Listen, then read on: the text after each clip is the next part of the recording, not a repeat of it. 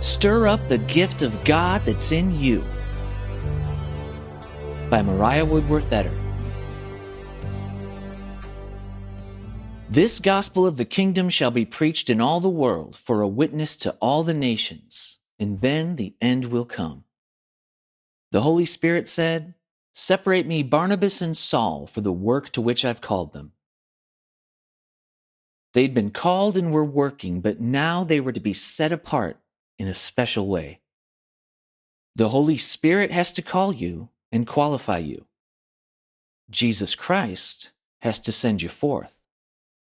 And when they had fasted and prayed and laid their hands on them, they sent them away.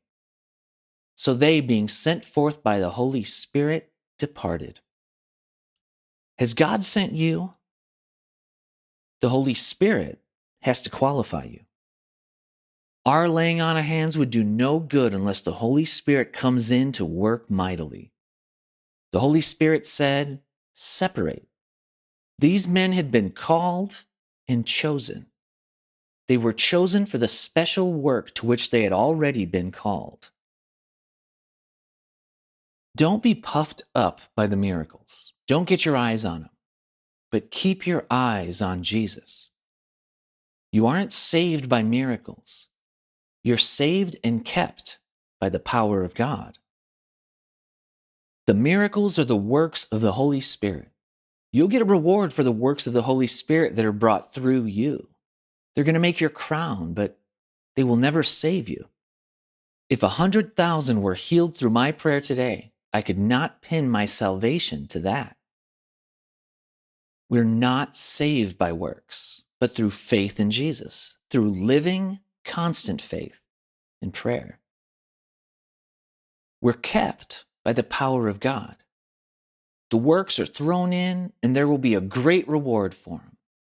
Our crowns will be the brighter. You must have the Spirit resting upon you if you're going to do anything for God, either at home or abroad. You aren't fit for work unless you have it. And those who serve at home must have it the same as those who go to China or Africa. God isn't calling everyone to the foreign mission field, but God is calling everyone in some way. Many make the mistake of going out when God hasn't called them, and many others spend all their time running around to conferences and camp meetings. We should make every place a tent of meeting with the Lord, and then the Spirit may call on us. And if you aren't called to the foreign field, get to work in the place in which God does call you to work. The 70 that Christ sent out had power, and how much more should we have power now that Christ is glorified? This is why we're expected to do all these great things set forth in the last chapter of Mark. The 24th chapter of Matthew says, "The gospel of the kingdom shall be preached to all nations as a witness, and then the end shall come." Friends, you and I can't go out and preach like we used to. Many sermons that God wonderfully blessed in the past, I can't preach now. I used to preach hellfire and brimstone so you could nearly see the fire, and it was effective, but today the call is for a different ministry. It's not as much about the skill of preaching as it is the demonstration of the Spirit. Sinners are more hard-hearted than they used to be. You can preach hell until they see the blaze, and yet they'll stand there and look you calmly in the face. But let them see the mighty power of God manifested, and they are convicted and convinced. The Lord has given me a special mission to bring about a spirit of unity and love. And God is raising up people everywhere who are reaching out after more of God and saying, "Come and help us. We want the spirit of love. We want the signs and wonders." The Lord showed me that I needed to gather together the ministers as far as I could so that we might unify and see eye to eye and preach the same gospel and have the same signs following. The word is going forth, and the multitude is going to take it up and publish it everywhere. This gospel of the kingdom, our last commission. His ambassadors must stop all of the arguing and infighting We have to drop all the hair-splitting theories, this idea and that, with continual bickering about the finished work or sanctification.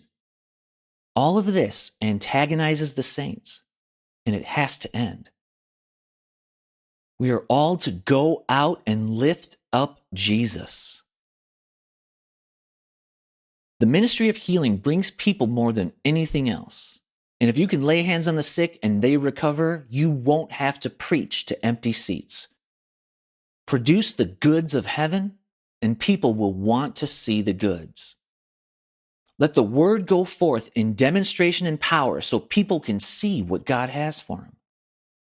There won't be any failure in your ministry when they see the power of the Lord present to heal. There's loving unity here with us. As far as I can see, there isn't a dissenting voice. There isn't much wildfire. God will not permit it, and no one would dare to get up and say, I'm a dove, when he's a raven. No one dares to join us unless they are going to magnify God. Those just starting in the life of the Spirit might run off in the flesh a bit, but if they're honest, they will recover themselves and fall into their places.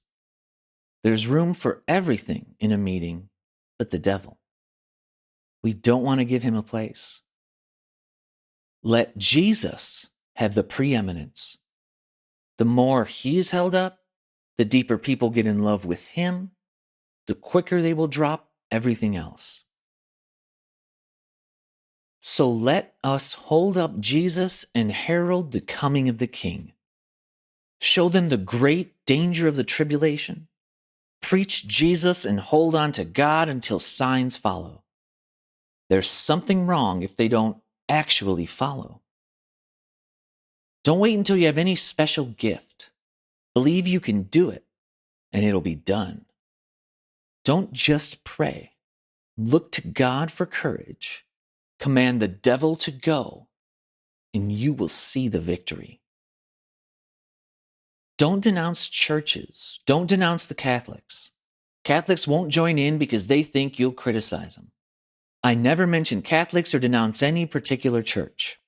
We can show aspects of the formal traditions in a general way. And if they see they've been malnourished and know that they're frozen to death, then they'll want to get alive. Paul said to Timothy, "Stir up the gift of God that is in you through the laying on of my hands." If there's any gift that God is showing you that you should have, you can receive it by the laying on of hands.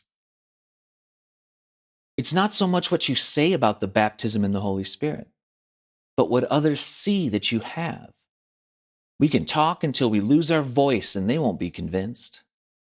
But the visible power of God convinces them. Don't wait for manifestations before you go out and do something for the kingdom. When you are weakest, then you're strong. Let's go out and work miracles, and then the people will glorify God.